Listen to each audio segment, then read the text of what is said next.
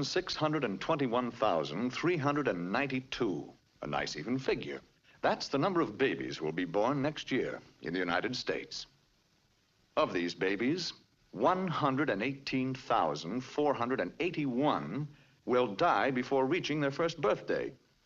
Oh, well, what's a few babies, more or less? We've got lots of babies. It really doesn't matter if one baby lives or dies, or does it? Well, good morning, John. This is John Emerson Jones, Jr. Fine, healthy-looking boy, isn't he? But unfortunately, John won't have much chance to become President of the United States. Why? Well, here's one reason. Looks harmless, doesn't it? It's hard to believe that one small fly could keep Johnny from his chance to become president. And ordinarily, it couldn't. But there's just one thing wrong with this picture. Untreated sewage running into our pretty creek. And Mr. Fly's feet are not very clean. In fact, they're very filthy and loaded with germs like those that cause dysentery. If some of these dysentery germs should happen to infect Johnny at his age, he not only won't be president, the chances are just about 1 out of 2 that he won't even be alive. Stop! Can't anything be done to save Johnny? Oh, I suppose we could train all flies to wash their feet. Or shoot all flies. Or we could do away with all babies. But there must be a better answer than that. This is where I come into the picture. Your local health officer and my staff. Part of our job is to clean up just such unsanitary conditions. Eliminate open sewage. Do away with fly-breeding places and give your Johnny a new shot at the presidency. Well, John, we got over that one all right, didn't we? Maybe you'll get to be a year old yet. But you've still got some very tough customers to meet on the path of your life, like whooping cough and diphtheria, rheumatic fever, and smallpox. But don't worry, John. That's where your local health officer, that's me, comes back into the picture. Another part of my job is to keep track of you and to see that you're properly immunized. Vaccinated and inoculated is another way of saying it.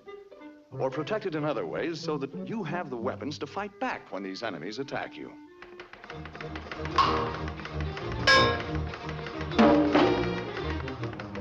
You see, Johnny, most immunizations should be completed before you become 1 year old. Does that surprise you? Well, well. Look who's in the 4th grade. Hiya, John. Shh. Oh, I'm sorry. Mind if we look around?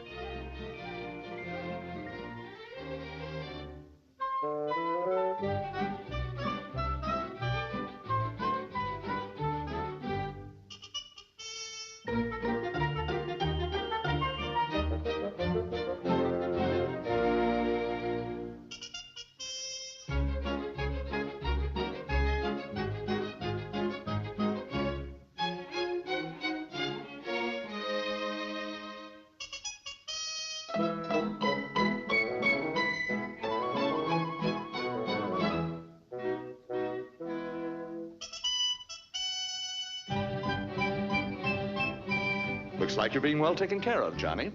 Shh. Oh, pardon me. Grown up now, John? Mr. Jones? Hey, wake up. You know her. That's Mary. Mary Lawrence. Changed since high school, hasn't she? For the better. Congratulations. You ought to make a very happy couple. You're fine, healthy-looking specimens. Nothing wrong with you, huh? Are you sure? Let's be really sure. Step in for just a couple of minutes. Now, don't worry, John. It's a very simple process for you. And I know Mary won't mind it either. It's not so simple for your blood, though. Let's see what happens.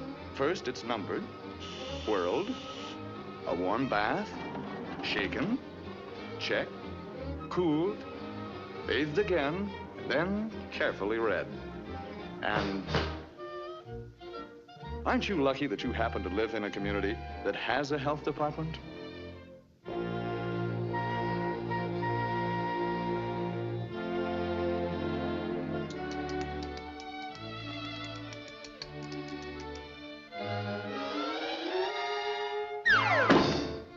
Anything we can do for you now, John?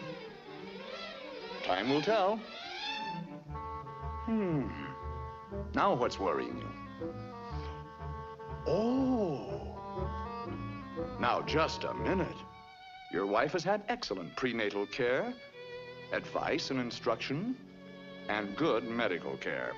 And of course, the health office will cooperate with your doctor and with your wife to see that the baby will have the best of care after he's born.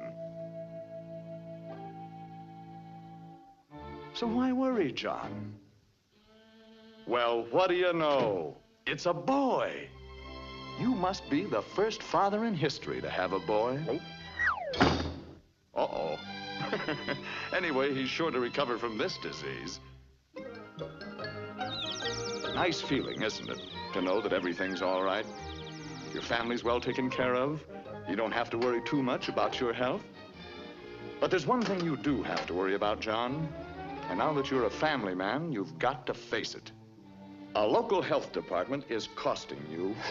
Yes, John, it's costing you real money. 3 cents a week. That's right. 3 cents a week per person can provide basic public health services in your community. Not much, is it? Well, John, you've been leading a normal, happy, married life. But of course, you are getting a little older. Your hair is receding, which is normal. You've developed a double chin, which is normal. You've also acquired a paunch, which is a little abnormal. But you're still a fine-looking man, even if a little mild exercise wouldn't hurt you. Yes, sir. Nothing like a little exercise, especially with the kids. Makes you feel so young. I got it! I got it! He got it. A little mild exercise, John. Let's take a look at that body of yours, and perhaps we can point out why violent exercise isn't good for you. There's the old ticker pumping away. So many miles of pipe. Now then, that bay window appears, and the rest of you spreads a bit too. More skin area, more pounds of flesh, and more pipe needed to cover the ground. More work, too, for your heart. And remember, John, that heart isn't getting any younger. So let's get more rest and take it a bit easier. Oh, by the way, it might be well to cut down on the food a little. Hey! That goes for you, too, Mrs. Jones. Look, John and Mary Jones, let's not kid ourselves. This is the age when cancer, heart disease, and diabetes are the big killers. Now, wait just a minute. Don't get panicky. Nobody said you have these diseases. With a few simple precautions, you'll have very little to worry about. Periodic checkups by your own doctor are the most important thing. Don't wait until you're sick. Always remember, early diagnosis and early treatment are the best weapons with which to fight cancer, diabetes, and heart disease. The family, the doctor, and the health officer. One kind of eternal triangle that really makes sense. Grandma and Grandpa Johnny Jones. And we've come a long way together. From now on, folks, you're pretty much on your own. But wait, just a minute. This looks like a happy ending. And it should be a happy ending for a fine boy like Johnny. But the odds are better than 25 to 1 that he'll be born into a community with inadequate public health service or none at all. So it looks like Johnny's chances of being among the 118,481 new babies who'll die next year are pretty good, doesn't it? But let's get one thing straight. There's nothing about this figure that is sacred. It can be reduced by well-staffed health departments throughout this great country of ours. Which kind of public health service does your community have? It's up to you.